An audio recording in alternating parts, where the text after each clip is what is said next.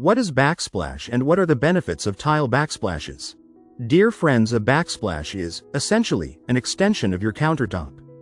It can extend as low as a few inches off the wall or as high as the ceiling. The purpose of any kitchen backsplash is preventing water, grease, and other messes from damaging your walls, particularly behind stoves and sinks. There are many benefits of backsplash tile.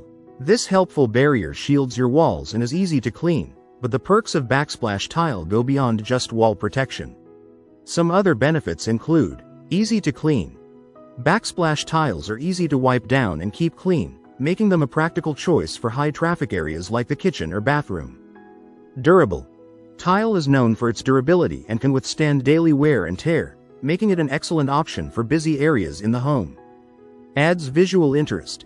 A well-chosen backsplash can serve as a focal point in your space, adding visual interest and enhancing the overall design theme. Protects walls from damage. Whether it's water damage in the bathroom or grease splatters in the kitchen, a backsplash serves as a protective barrier for your walls, keeping them safe from potential harm. Increases home value.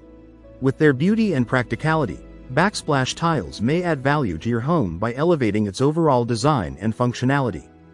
Endless design options.